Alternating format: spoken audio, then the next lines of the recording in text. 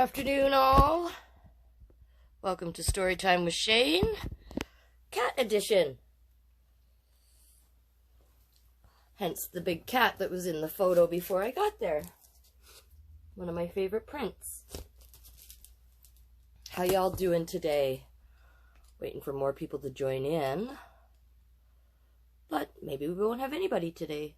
Maybe it'll be just you and me, Carla. At least that's all I can see right now. But I think we should go outside again.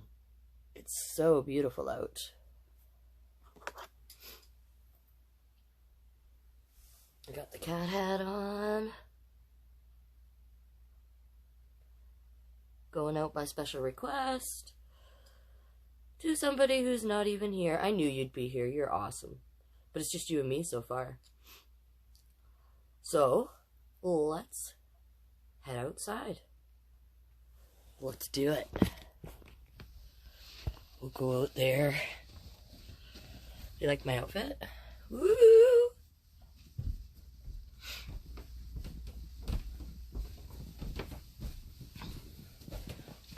See what my mother thinks of my outfit.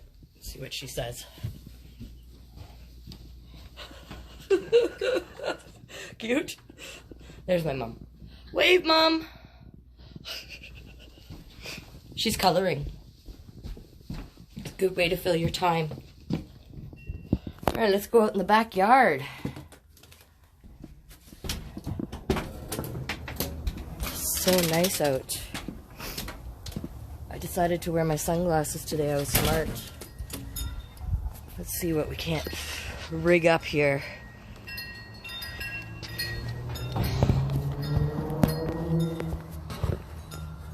I look good, thank you. My tuxedo shirt, like that. My tie that I rhinestoned myself. My daddy was watching, he'd be so proud. Yes. So here it is, the outfit for the day. Whoop, little cat hat. Hello, kitty. Action for you. Here we go. We'll start, you know how we usually start the day, with our facts. Let's see, this one's a little, maybe that's better. So when we do our facts, we do it, of course, from the Little Kid's First Big Book of Where by Jill Esbaum, and it's the National Geographic Kids edition. So I figured today, let's see if we can't find an animal one. I normally have these all looked up before I start, but I didn't. So let's see.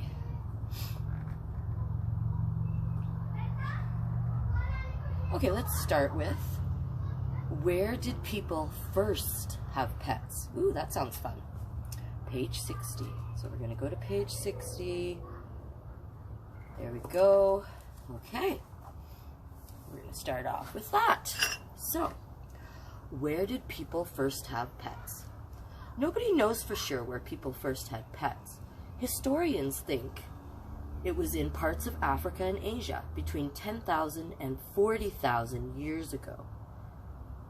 They do know that dogs were our first pets. So dogs were the first ones. Wild dogs were tamed to stand guard and to help people hunt. Man, friendship between cats and humans also goes back thousands of years to when people first started storing grain to eat. The grain attracted hungry rats, so when the wildcats started hanging around to hunt the rats, humans were happy. And they were happy to have them stay. So it would help them keep the rats from eating their food. Ooh, interesting. So, ancient Egyptians were probably the first people to have pet cats. That's what that says up there. And that's a very pretty cat. Look at him. Isn't he gorgeous? So, yeah. So, countries with the most pet dogs and cats. So, for dogs, the #1 country with the most dogs is the United States. The #2 is Brazil. The #3 is China, number 4 is Russia, and number 5 is Japan. So that's the countries with the most dogs. So let's see where the countries with the most cats are. So number 1, of course, United States. Number 2, China. Number 3, Russia. Very close. Number 4, Brazil. And number 5, France. So yeah. And then down here it says, what is your favorite pet and why? And you can add that into your comments, or you can message it to me later and let me know what's your favorite pet and why, and maybe I'll get to share it.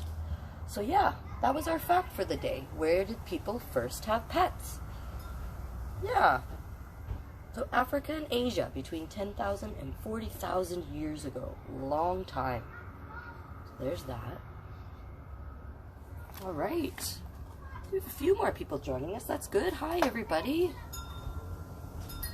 Got my rhinestone rainbow tie on, my tux shirt, my Hello Kitty hat, because it's animal themed today. Well, our fact was animal themed. And now we will get into our books. We'll start off with our first book, which was provided to me by a good friend named Kathy from the burlesque community. She donated a bunch of books to me, which was phenomenal, because I go through a lot of them. We've already started to recycle the books that I am. So if you have any books that you want to send me, message me and I can give you my address and we can mail them, or whatever, if you just, whatever you think. So our first book today is A Place for Pluto, written by Stef Wade and art by Melanie Demmer. Can you guys hear me all right? Because I can talk louder. I am outside and I realize there's a lot going on. Hopefully you can hear me all right. All right. Here we go. For the better part of forever, Pluto was a planet. One of the famous 9 planets. He was the smallest and the furthest from the sun, but he was proud just the same. You see? Let's see here. You all see this? So there's the sun. We got Mercury. We got Mars. We got Venus. We got Earth. We got Saturn, Jupiter, Uranus, Neptune. And up here, we got Pluto. Little guy. Best things come in little packages. Then, one day, Saturn, with her rings flashing, and Jupiter with his entourage of moons beside him, told Pluto the worst news ever. So here's Saturn. You're not a planet anymore. Here's Jupiter. You're just not big enough. Sorry.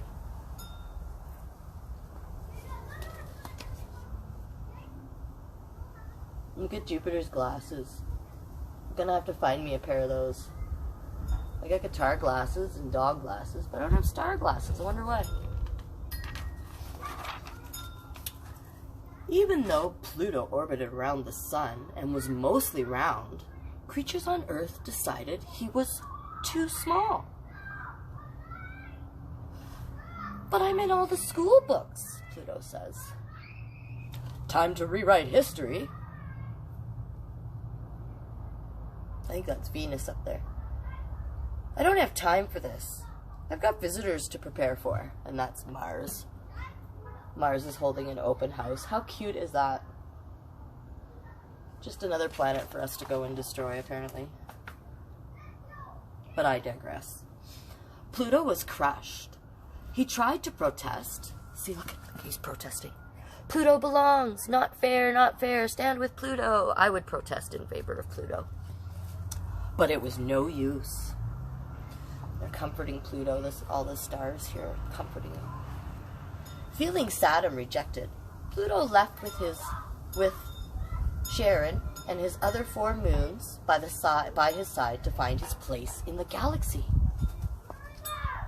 So he's got 4 moons with him. Although it looks like he has 5 there, because I count 5 in that picture. I don't know about you guys, but I count 5. But it says he has 4. So we have 4 moons there. Yeah. They counted wrong. As Pluto moved along, his friend Halley's Comet streaked past. I remember Halley's Comet. Haven't seen you in a while. Yeah, I get that a lot, the comet says. Halley was a comet and still part of the solar system, but comets have tails, and Pluto does not.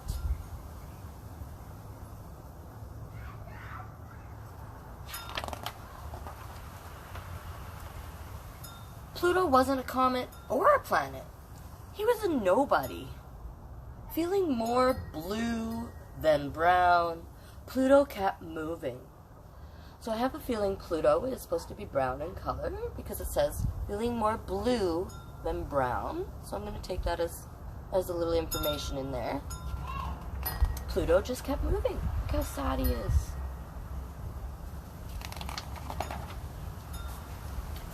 When Pluto saw Gem, Persei, and Ori crashing in as dusty rock comet. When Pluto saw Gem, Persei, and Ori crashing in as dusty, rocky comet tails, he wondered if he could join them. Oh, he wants to become part of a tail. The meteoroids were always having fun and clowning around. This time, they were trying to smash into Earth. Uh-oh. You should try this, Pluto. No, thanks. Earth is kind of like a mother to me. Oh, well, thank you, Pluto.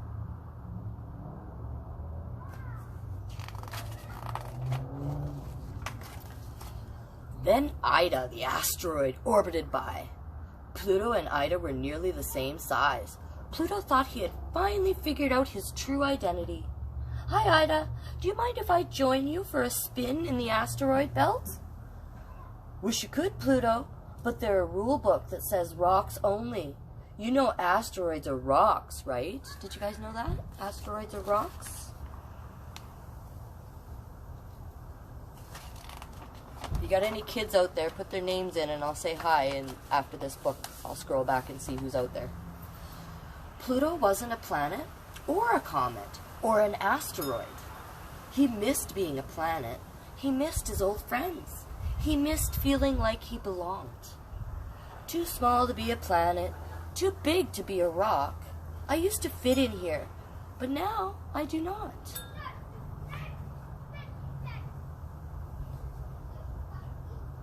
Oh my, Pluto. No one in the solar system was a match for Pluto. He spun around the sun like everyone else, but he wasn't a planet, or a comet, or an asteroid, or a meteoroid.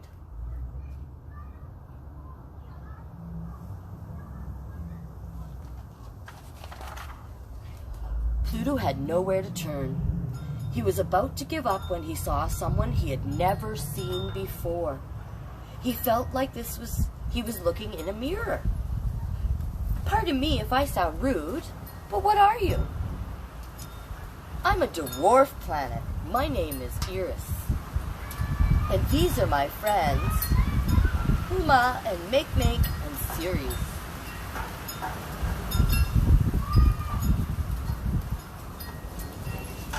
Or Therese. The wind really kicked up there. Did you guys hear that? Woo! Pluto started in wonder. Oh boy, I should really learn how to read better.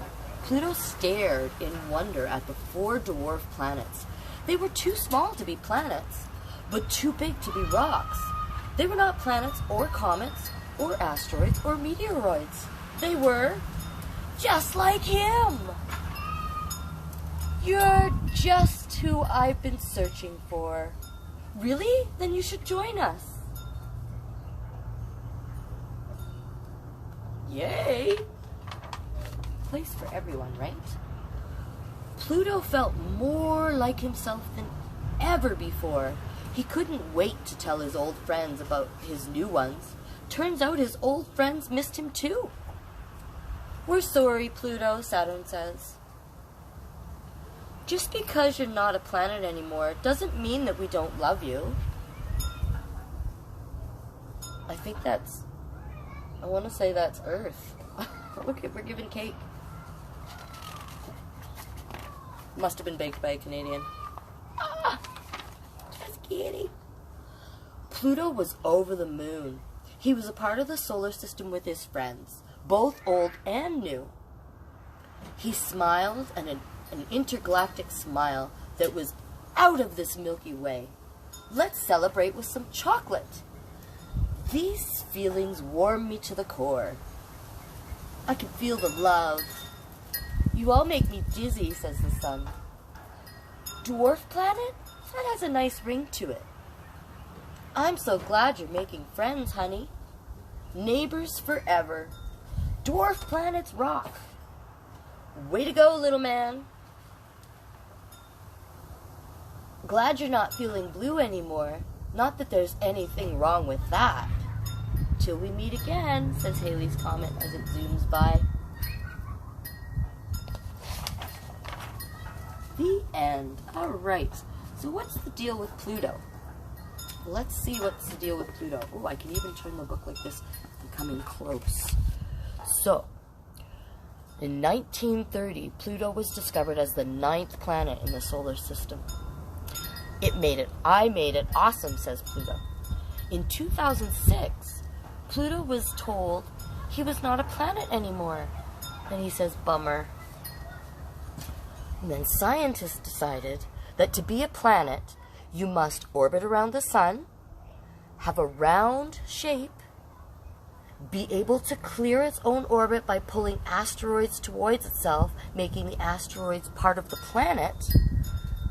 Are you kidding me with this? Pluto says. The big look at his eyes. Yeah, that's a big responsibility, all those things you gotta have.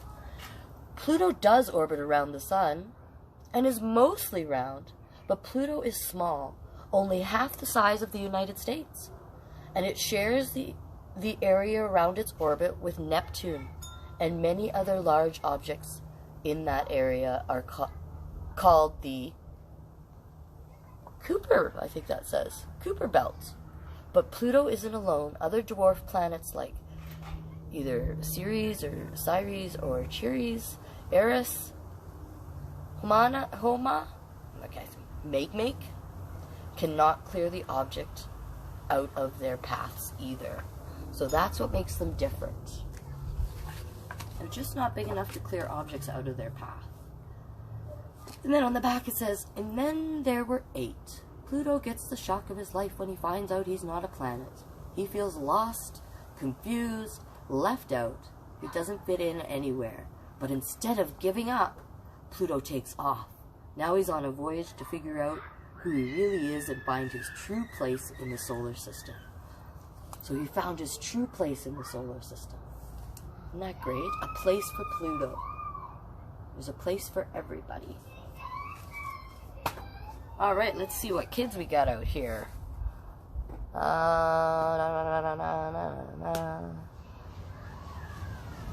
Hey Zach, how you doing? Glad you could join in today. We got another book coming up. What have we got over here? We got any kids over here? Nope, not yet. That's okay. Moving on to our next book, which is where we always go to our Disney story. And our Disney story today will be the one after Sleeping Beauty, which we did yesterday. And it is going to be Aladdin, the Princess Polo Games. Ooh, sounds fun. Early one morning, Jazz flew to Kamali Field. She had been chosen as the team captain for the Princess Polo Club and was going to meet her team and the other captains. She really wanted to win the Princess Polo Club's golden trophy, just as her mother did many years earlier. "Welcome, captains," said the chairwoman of the club. The chairwoman of the club said when everyone arrived. "Today you will meet your teams, train them well, and at the end of the season, the final match will determine who wins the golden trophy." So there they all are, chitty-chatting. Ooh, this is going to be fun. The chairwoman announced each team: the Super Sultans, the Majestic Monarchs, the Awesome Aces, and the Royal Raiders. Great names. Jasmine couldn't wait to meet her team, the Royal Raiders. Another team captain, Princess Farah, made fun of them. "More like the Royal Raiders," Farah said to Jasmine. Jasmine ignored her at first, but then she noticed Crystal wouldn't let go of her horse's neck. Amira's nose was in her book, and Zena was doing a handstand. Oh, too cute. So like she's hugging her horse. She won't let go of the horse. There's the handstand. Oh, it's disarray. Jasmine went to the chairwoman and said, "There seems to be some mistake." The chairwoman shook her head. "Teams were chosen specifically for each captain's skills. You can do this, Princess Jasmine."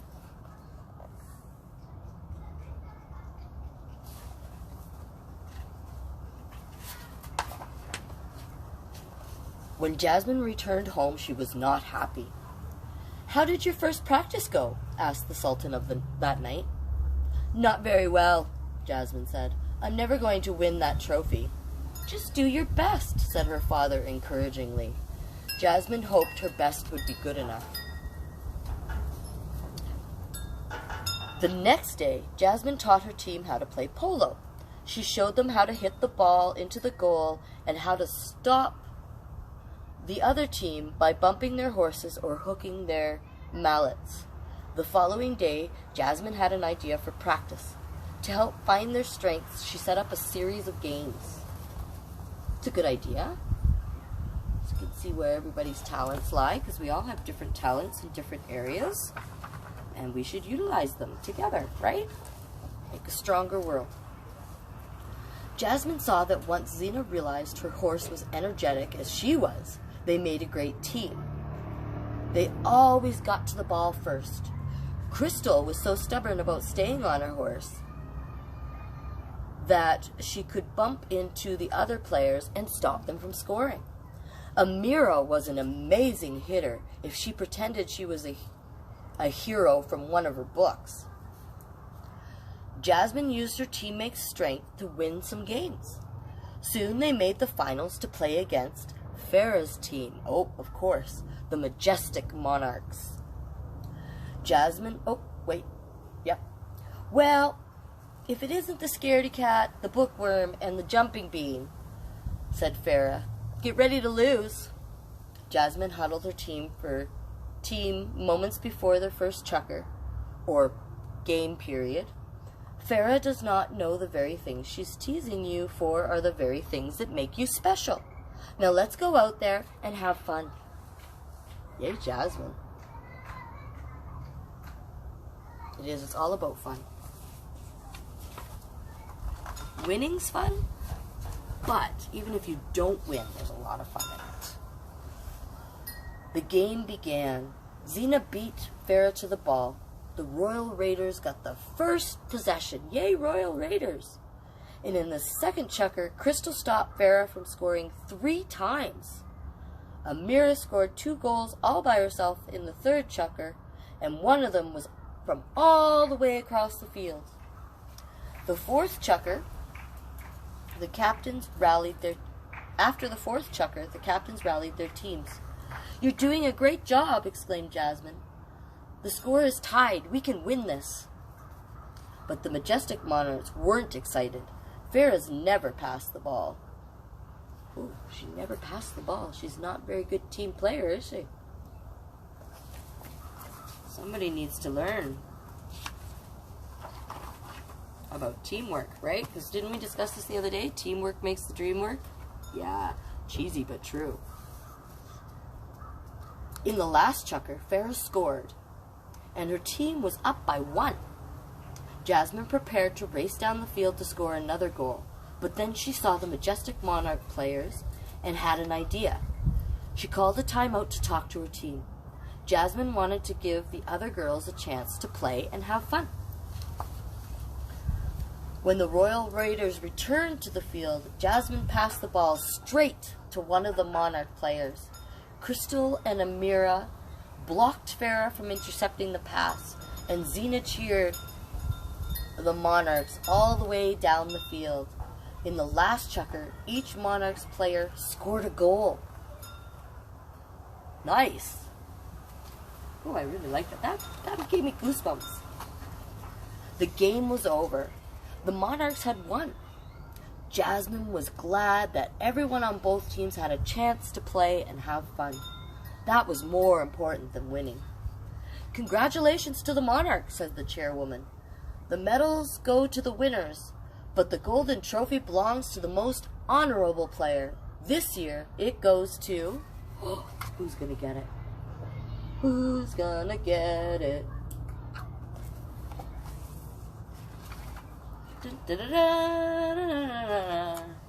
Princess Jasmine! You're a true leader, said the chairwoman. Just like your mother. Jasmine grasped. You knew my mother? And the chairwoman smiled. Your mother was my team captain. Jasmine's friends and family all cheered. She had won the trophy after all. So the golden trophy was Jasmine's, because she was the most honorable player. Wow, beautiful. All right, did we have any more kids join in? I will say hi if there's any more kids that want me to say hi. And that brings us to our last book of the day, unfortunately, until Thursday. Those of you who are new to this or just joining in, I do Storytime with Shane, Tuesday, Thursday, Saturday, and Sunday at 3 p.m. I also have a show, you can check it out. The information is on Facebook and on Instagram, on my Facebook and Instagram. I have a show this Thursday, and it'll be a live feed, so if you want to join in and watch that, that'll be a lot of fun. Not just me, there's a bunch of us performers called Cyberstash. Check that out on Facebook and Instagram. And as well, Tuesday, Thursday, Saturday, Sundays, 3 p.m. live on Instagram and Facebook, Storytime with Shane. It'll also be posted later on to YouTube. So if you want to go back, you can follow me on YouTube. It'd be greatly appreciated. Hit subscribe, smash the bell so that I can get some... it helps me out a lot if you do that. So yeah, if you can get people to follow me and hit the bell, that's great on YouTube. So all these posts are posted to YouTube. All my past ones are already up. This one will be up by tomorrow at noon the latest. I try and get it up before midnight tonight, but sometimes the computer doesn't always help. So yeah, and there's also drag performances on there, and I will be putting up more. As I'm going through my files, I'm finding lots of drag performances that I never got to post, so I'm trying to get caught up on those. It is time consuming. Not that I don't have time on my hands. I mean, I do have some time on my hands, so I can do that. But yeah, so if there's any other content you guys would like to see from me, let me know. And I will try and do that if you have some ideas. So now we're going to move on to our last book. This last book was donated to me by the Okotoks Public Library, my great friend librarian Lara. So yeah, or Lara, I should say it right when I'm pronouncing it. So yeah, the Okotoks Library. You can also find this at the Calgary Public Library. It's a rainbow edition book, so it's rainbow friendly. So let's get into it. So the book our last book for today is Who Are You? The Kid's Guide to Gender Identity. Now, this book's a great book. If you have not read it, if you have not... Uh-oh. Uh-oh. One of my live videos paused. There, it's back. It's back. So yeah, this is a great book to get. And it talks about who you are, the Kid's Guide to Gender Identity. So I'll read the back to you first. What do you like? How do you feel? Who are you? Who Are You is an introduction to gender for ages 3+. With a straightforward language, we're talking about the experience of gender, our body, our expression, and our gender identity. Ideal for use in the classroom or at home, it includes an interactive wheel and a guide for adults explaining the key concepts. So this is a great book for any adults who have questions. There's a key in here, a guide in here as well, explaining key concepts and identifying useful discussion points.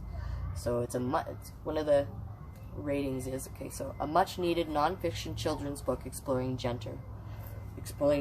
Who Are You will benefit every child.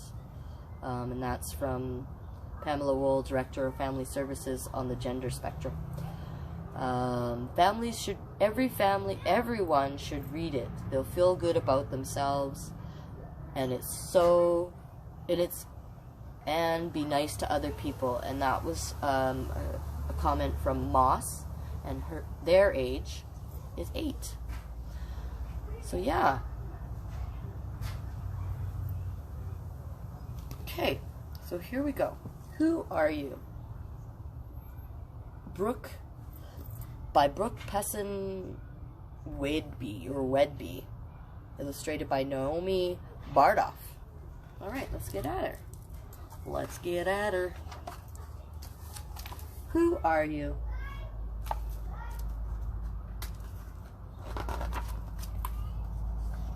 Kid's Guide to Gender Identity. Ooh. So, this big long reading here, and I feel I would be doing an injustice if I didn't read it. So, dedicated to all the little people with big hearts and curious minds, especially Rosa Parks Elementary class of 2018. This book was inspired by the groundbreaking work of Gender Spectrum, and was made possible by the support from their incredible team, especially Pam Wool, Mira Adams, Joel Baum, and Stephanie Brill. Many thanks to the well-trusted, trailblazing educators who create communities that celebrate diversity, especially Kim Beeson, Michelle Contreras, Contriosas, or something like that, and then the amazing folks from Berkeley, Oakland, and Los Angeles.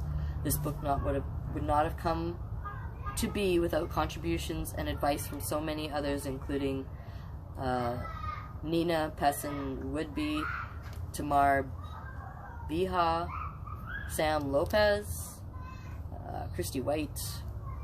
Okay, there's a whole bunch of names there. I'm also grateful for the generous support and loving encouragement from all the families. Yep. Okay, so on the other page, this is really what I wanted to read. A note for the grown-ups. This book is about all of us.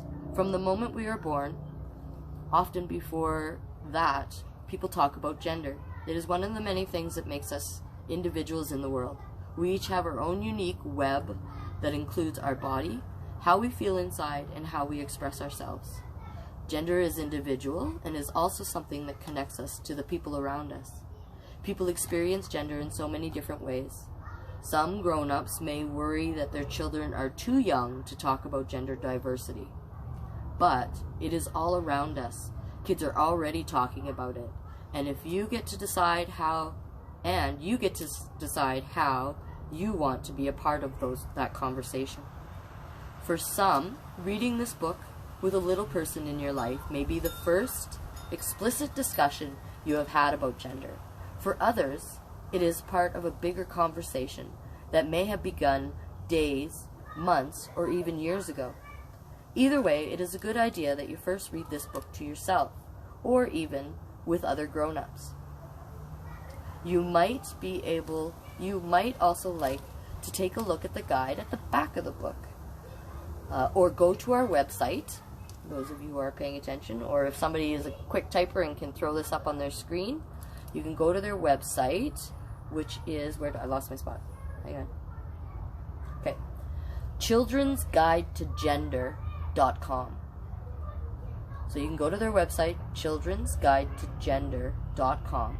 There you will find the answers to common questions, information on key concepts, and things to point out or ask you to read as additional resources. This book is meant as a tool to be used alongside the rainbow of other great resources out there in the world. There are so many books out there. Websites, organizations, that offer great stories, perspectives, and information. Of course, if you have questions or ideas you would like to share with me, please do. I am also happy to share my experiences and connect with you, some amazing folks out there too. That applies to me too. If you have any questions for me, or you want to talk, or reach out through private messaging. So that works great. So, okay. Gender is personal. Every reader from the age of 1 to 101 and beyond will have a connection with this book. I encourage you to think about what makes this personal for you and to share it with the little people in your life. I encourage you to ask questions about what makes this personal for them. You may be surprised and delighted by how much they have to say. I hope you will read this book over and over again with the little ones in your life. It will be a new experience each time. And I have found that each time I have read this, it has been a new experience for me. So here we go. Let's get going. Alright, this story is about you. The important thing to remember is that you are the one who knows you best.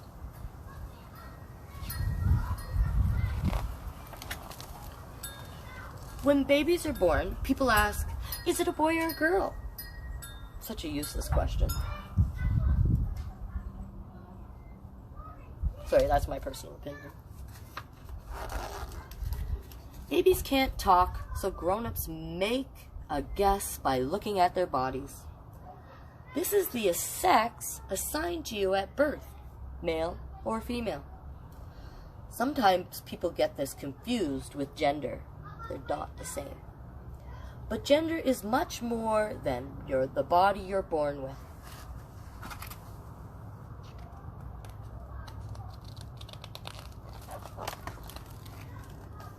As babies grow into kids, they start to know what they like and don't like. This is your personal expression, what you like, how you dress and act. There are so many ways to express yourself. What you like can change as you grow up, or even from day to day. I find that things that I like change a lot, and that's okay. What do you like? You look on this page, and is there stuff on there you like? I know I like, books, and animals, and toys, and, drawing, and sports, woodwork. There's all sorts of stuff. I like lots of stuff on there.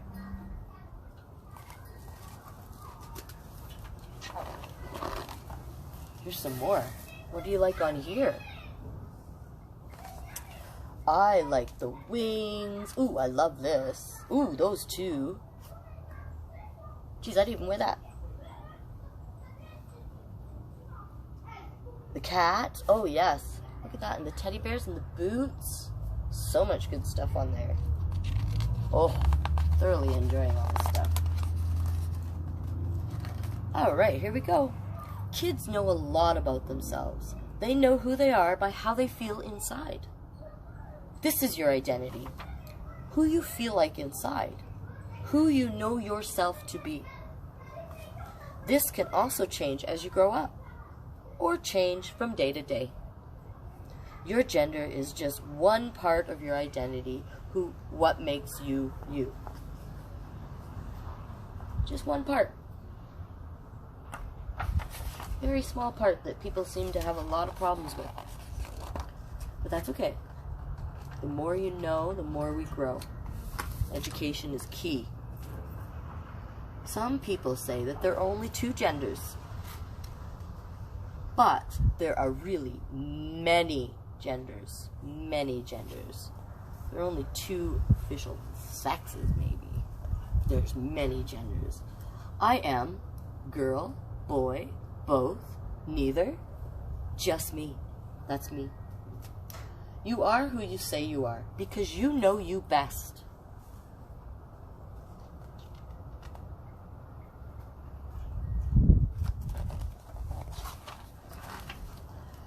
For some people, the grown-ups guessed right about their body and their gender. This is called cisgender, when somebody's identity matches their sex assigned at birth. That makes you cisgender.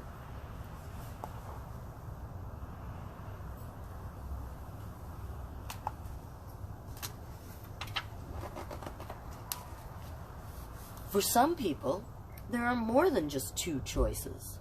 These are just a few words people use for, these are a few of them, and I'll tell you the ones that I use. So, here we go. People use trans, genderqueer, non-binary, gender fluid, transgender, gender neutral, agendered, neutros, bigender, third gender, two-spirit, and there are even more words that people are using to describe their experience. This is called the gender spectrum. So the words that I use, genderqueer, I use non-binary, gender fluid, gender neutral. Those are what I use.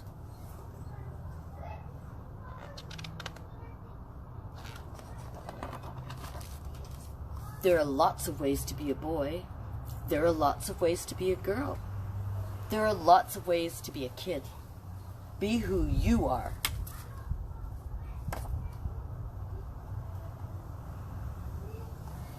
Be your authentic self. That's the end.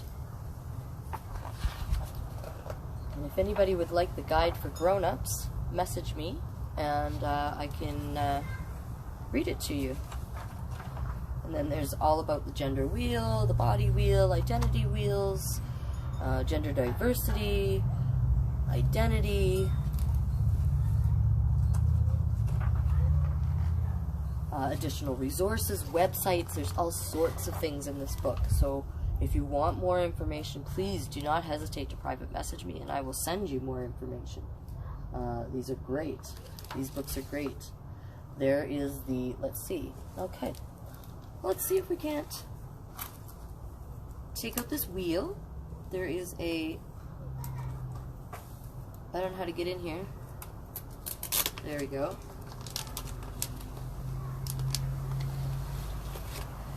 Let's see this wheel. So I don't know if you can see this. There's a wheel here, and what you do, it on the outside it says I like, I am, and I have. So I'm going to start with the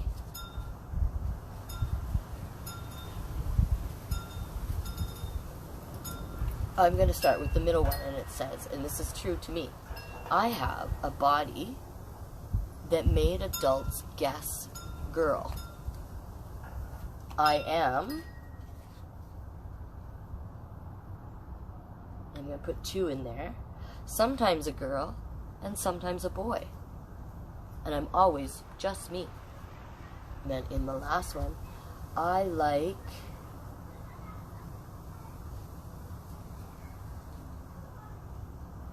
okay, I'll put that in there, but I'm going to take out 1. I'm going to take out football. I like games, singing, sports, climbing trees, dancing, and making things. Like I made my sparkly tie. I don't know if you can see that it's sparkly. So that is body, identity, and expression. So my body, adults guessed I was a girl. My identity, sometimes a girl, sometimes a boy, always just me. And my expression is I like games and singing and sports and climbing trees and dancing and making things and drag and so those are some of the keys that you can, and the wheel turns and you can match it up. It's a really great tool for parents, teachers, babysitters, aunts, uncles, just to have around, anybody who has kids in their life, or would like to learn a little bit themselves. There's a whole lot of information in here for everybody, and I think it's crucial, and I really think people should do it. So again, this is available at your libraries. Who you are. Who you are. And it's the Kid's Guide to Gender Identity. You haven't read it to your kids. You should. Alright, let's see what I've missed on here. Can you take a picture of those pages and post them, please? Yes, I can do that. I can absolutely do that. After I do all my social media at the end of this, I will do that. Did I miss any kids on here that I didn't get to say hi to? Just want to make sure I got all the kids for today. And I will be back on Thursday. Same time, same place. Maybe indoors, maybe back in the drag pit. Well, we always start in the drag pit, but if it's nice and warm, I will pop out here. It has been a pleasure reading to you all. Zach says climbing trees is the best. I agree. I absolutely agree. Climbing trees it's dangerous though, so you gotta be careful. You must be, and don't ever do it alone, because if something did happen, how's anybody gonna know? So I don't encourage climbing trees by yourself or very high. So things like that. I love you too, Carla. Thank you. Thank you for tuning in. Bless your hearts for those of you who regularly tune in. You don't understand how much it warms my heart to see people come in to these story times. I don't expect any monetary donations. If you feel like you want to, that's fair. The information is up. But one of the biggest things that would help me out a lot is to share this far and wide. Share it here, share it Instagram, get your friends to follow me on YouTube, smash the subscribe on YouTube, and hit the bell to follow so that you know when my new posts come up. I'm posting pretty much every day, if not every other day now. Something's going up. Most of it's new content.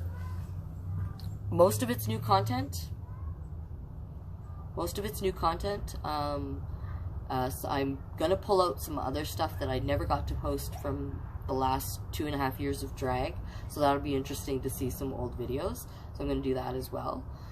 So yeah, and those of you who know, Saturday nights we do chat time with Shane, and it's all truth.